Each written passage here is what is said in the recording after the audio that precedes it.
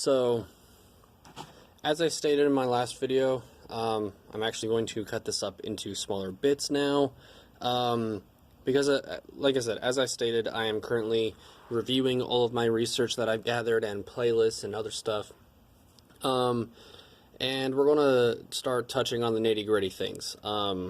So, I laid out a lot of stuff. Sorry, what's it called? Just had a Facebook messenger thing. So I laid out a lot of ground rules while going on. Obviously, a little bit of a ramble. And so here is, well, again, I just went through stuff. Anyways, so here is how we are going to create Generation 1. This is my working title that's in my head, is Pokemon Kanto actually works very well, because at that point you're focusing on only Kanto. So basically all of Gen 1 and only Gen 1.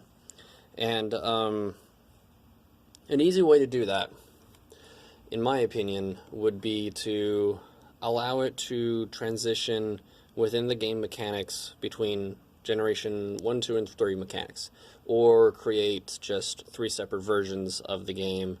That way you don't have to go through your settings and change it. We'll figure that part out later down the line once, yeah. So, currently, the last video you saw me eating some, just handfuls of, blueberries. Now, I've switched up, and I'm eating little cuts of sweet potato yams. It's good for you. Mass amount of vitamins, practically natural multivitamin in itself. Anywho, though, nutritional videos another day. So here's a thing, because I'm going to do some shout outs to where some of my research that I have saved is coming from. So we have Candy Eevee, is a Pokemon YouTuber, and she has an entire playlist on her channel of all the differences between each individual Pokemon version. And I'm currently pausing and playing just in order. So Generation 1. So, excuse me. One thing she just pointed out is that there are certain Pokemon exclusives in Pokemon Red, Blue, Yellow, and Green from Japan, and in obviously the Americas, and the regional or localized, whatever the proper term in whatnot is called. There's version exclusives. Now, here is how you make what we're calling Pokemon Kanto, which is going to have every single Pokemon available. That's the whole point on this series, is how would you make an all-in-one regions game? Well, you have to make it to where you gotta catch them all. Make it to where all Pokemon are available, just like you see in the anime. You catch it, and then you can naturally evolve it, or use a stone, but only with what's available from that generation proper. So in Pokemon Kanto, which is, again, just simply put, it's only the Kanto region, not Johto at this point, you have red exclusives, you have blue exclusives, green exclusives, and yellow. We're just going to lay them all out, and then you have ones that are. So anyways, we're already 4 minutes in, no need to repeat ourselves too much.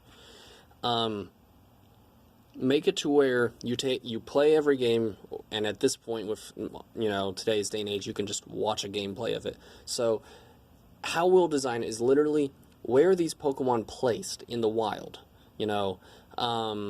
and you basically go, alright, that's where they are in Pokemon Red, that's where we'll place them in Pokemon Kanto when we make this all-in-one regions thing, because we're going to do each region individually, and then once those games are finalized, it makes it easier to, you've got all of Kanto taken care of, all of Johto, all of Hoenn, all of everyone, and then you can tackle on how do you connect them all? How do you make it into all the regions into one game? So, where are they located in the wild in Pokemon Red? Put them there. Where are they located in Pokemon Blue? green, yellow, etc., put them in the wild in these places. And if they appear in different locations in each different game, make it to where they either A, appear in just all of the locations that they appear in. That way it just makes it easy to find them. And at the same proper levels that they appear in, so like Rattata or Geodude or, you know, Mankey being on Route 2 in Pokemon Yellow, I want to say? Don't quote me on that. Could have been Red, but I want to say it was Yellow. Make it to where they still appear in that place for Pokemon Kanto.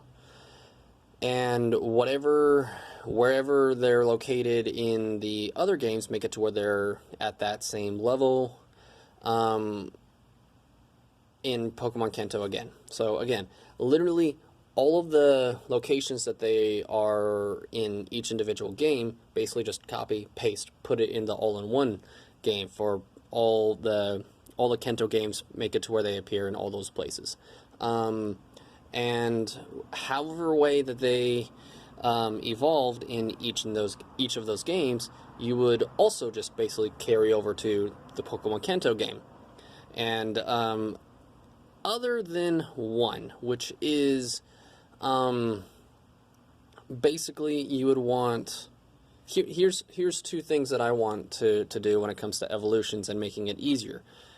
If there's a stone for that type, make it to where any Pokemon can evolve with that stone. That way, if you want to have like a level 5 Raichu, you can have that.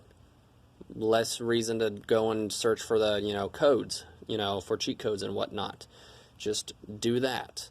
You know, make it to where if anything requires a trade in order to, you know, evolve at that point.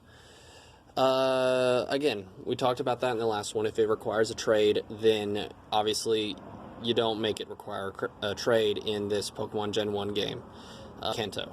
And you just find a way to make it to where it naturally will evolve. Or another easy way is to replace it with a stone. Unless there's certain types that don't have a stone, which we can come up with a few alternatives. We want to make it to where it's things that are more or less canon to the mechanics, you know, within continuity of the mechanics of Gen 1 or 2 or 3. And the reason why I say 2 or 3 is because, you know, the remasters, Fire Red and Leaf Green, are Gen 3, you know, games. And if you want all of Kanto, those are they called the Sevi Islands? The you know, Island 1 or 1 Island, 2 Island, or whatever they're called, are technically a part of Kanto. So, you know, but again, we might tackle that when we talk about the Gen 3 games. But again, technically we're going region-based, so that wouldn't be in, you know, Gen 3 games, that would be in Kanto games. And we would make it to where, obviously, you can implement Gen 1, 2, and 3 mechanics, which I think is a good idea for pretty much everything going up, you know. Yeah, I've got the previous video currently uploading, so this one's only going to last so long since it's still technically stored on my phone. So yeah, let me end it there, and we'll go from there.